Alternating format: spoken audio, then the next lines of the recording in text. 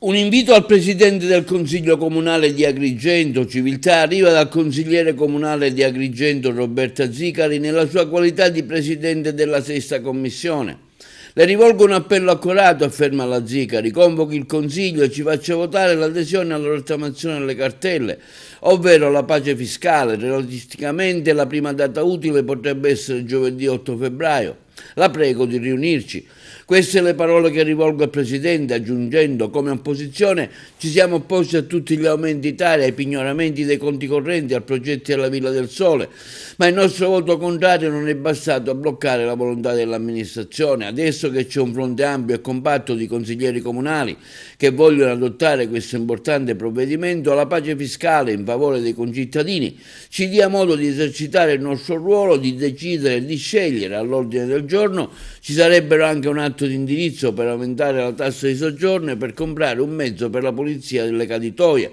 un regolamento sulle guardie ambientali volontarie, una mozione per la tutela dei prodotti agroalimentari Made in Italy e la richiesta di trattare i temi della nuova gara d'appalto sulla gestione dei rifiuti e il PUG. I punti all'ordine del giorno non mancano, ci faccia riunire. Già in passato sono stati diversi solleciti in tale senso, come quello del consigliere comunale di Fratelli d'Italia Simone Gramaglia, che ha scritto: a fronte di una proposta chiara e tempestiva si registrano invece un ingiustificato ritardo da parte del sindaco e della giunta. Anche l'assessore Lisci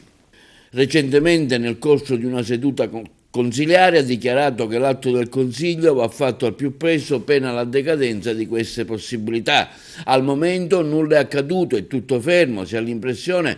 che l'amministrazione comunale anche questa volta non dia la possibilità ai tanti cittadini di usufruire di una legge nazionale fatta proprio per sgravare gli stessi cittadini da ingiunzioni di pagamento, magari fatti dallo stesso comune, come è avvenuto qualche mese fa con pignoramenti dello stipendio e della pensione, mettendo la gente in grave difficoltà.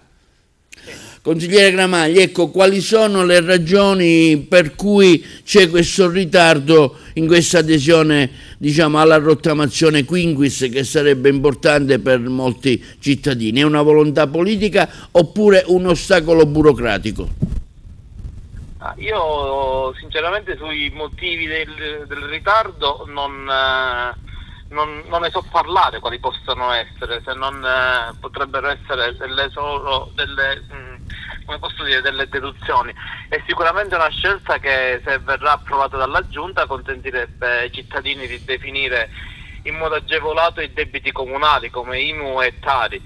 pagando solo il dovuto, solo, diciamo, il capitale e le spese vive, con l'eliminazione di sanzioni, interessi e agi alla riscossione. È un provvedimento che secondo me potrebbe essere considerato solo di buon senso, che può garantire benefici ai cittadini e allo stesso tempo recuperare risorse per le casse comunali. Questo è secondo me lo spirito di quello che ho provato a trasferire ai miei colleghi consiglieri comunali, e spero che il sindaco e la giunta ne prendano atto e, al di là di quelle che possono essere le posizioni di maggioranza o opposizione, venga naturalmente presa in considerazione e dare diciamo il giusto rilievo alla proposta. Magari si vogliono fare scelte più immediate, come è successo qualche mese fa con il pignoramento dei conti correnti e delle pensioni? Il pignoramento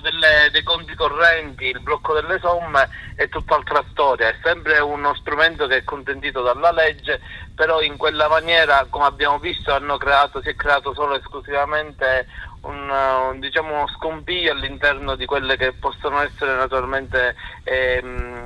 la vita quotidiana dei cittadini, perché comunque ha richiesto e richiederà sicuramente tempo per andare al CUP, che è all'ufficio preposto, andare a cercare di fare la rateizzazione dove è previsto, andare a fare praticamente la richiesta per lo sblocco delle somme, eccetera. È un percorso diverso, è un percorso che comunque colpisce le tasche dei contribuenti, perché in quel caso si vanno a applicare sia le sanzioni che naturalmente gli interessi di mora. Quindi è una scelta credo che il governo Meloni in questo caso ha dato uno strumento fondamentale, e che è giusto che comunque le amministrazioni, così come città come Palermo, anche città vicine come la stessa la Calmuto o Canicazzia, hanno fatto, e quindi bisognerebbe aderire nel più breve tempo possibile come previsto dalla norma. Quindi la responsabilità è della giunta e del sindaco, quindi deve essere una scelta fatta dalla giunta che poi passa al consiglio? La scelta viene fatta dalla giunta, naturalmente le modalità vengono dettate dal consiglio, perché comunque verrà fatta anche chiamiamolo un regolamento dove vengono dettate naturalmente i tempi e anche, voglio dire, anche sia la tempistica ma anche le modalità per il pagamento. Quindi sicuramente sta alla discrezionalità del sindaco e della giunta poterle subito aderire entro i 60 giorni dalla data di pubblicazione della legge sul Gazzetta Ufficiale.